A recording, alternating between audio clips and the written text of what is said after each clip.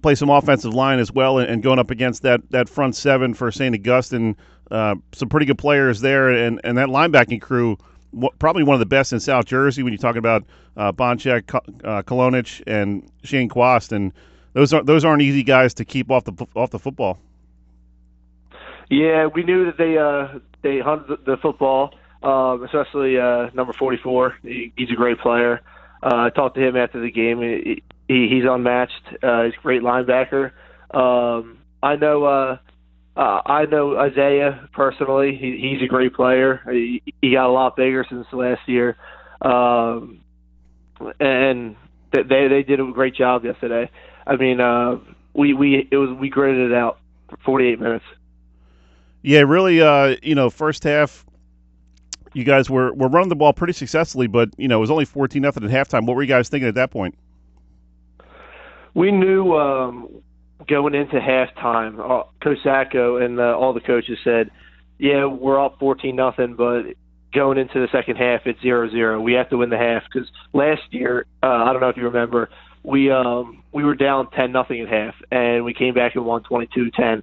So we knew going into that, they were going to have a chip on their shoulder, and we knew we had to win the second half. Now, you guys also have a pretty good linebacking crew, yourself, Bobby Hindman, and some of those other guys. Talk about your defense a little bit. I think it's kind of overlooked a little bit when we talk so much about what this offense can do and the kind of rushing yards they can pile up. But your defense and even the defensive backs last night, talking to Jaden and Jada, they were both saying, hey, we expect our front seven to do their job, so then we got to do our job in the back half, and they really did last night with 4 interceptions. Yeah, going into the season, we lost our actually All-American linebacker, Angela Vokalis. We knew that was going to hurt. But last night, I give all credit to the guys in the back. They 4 picks. That's especially on a team such as St. Augustine. That's insane. And we knew we had to do up front. We knew they were going to try to run the ball a little bit in the beginning, and then they were going to air it out at the end. And we just did what we had to do. Talk with Brad Lomax, senior linebacker from St. Joe. And Brad, how long did it take before you were not walking on pins and needles around Coach Sacco when you first came into school as a freshman? I always knew Coach Sacco early just because my older brother, Derek, played for Coach Sacco since I've been in the program since 2012. I've always felt comfortable around Coach Sacco. I mean, he's hard. He's hard, and his personality. Sure. We all call him the Mighty Mouse because of how small he is. And I mean, his style of coaching is not like anyone else, and we knew that. But we knew what we signed up for. Yeah, he's all of about maybe 5'4", but I wouldn't want to get on his bad side in practice. No. Him, Coach Rick, and Coach Roberts, they're definitely something. What's it like? Take us inside that program a little bit, Brad, and on a day-to-day basis in practice. What does it take to become a team like you guys are now, where you're expected to win every game and expected to go out there and perform? And I'm sure that just kind of creates a culture of success and confidence.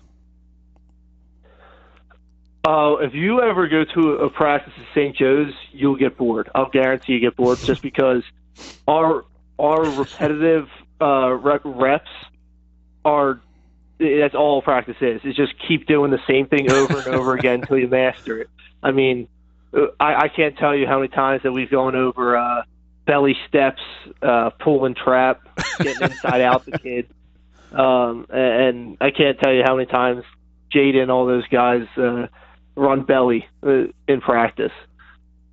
I got to believe it's one of those things where it's 8 o'clock at night and Coach Sacco's like, hey, just turn the headlights on. We're not going home until we get this right. No, I mean, this week especially with all the rain, he was going berserk. He didn't know what to do, and I don't know if Coach Sacco was nervous or not, but I knew going into the game that he wouldn't feel comfortable with the week of practice we had, only going outside for about an hour the entire week. Talk with Brad Lomax, senior linebacker from St. Joe Hamilton, and guys are off to a 3-0 start. Brad, tell me a little bit more about Jada Byers. One thing that impresses me, I mean, obviously the stats are incredible, what he's been able to do throughout his career and obviously this year. But just talking to him after the game, his family's there and just such a humble kid. And I kind of joked with his mom. I was like, hey, don't let this kid get too big on himself. We won't. He's going to stay humble. So, but he really is that kind of a kid who's real humble. And first thing he said when I started interviewing him was, what running back wouldn't want to run behind this offensive line? So that first thing he's thinking about is offensive line, and that's a sign of any great running back is they know who paves the way for him.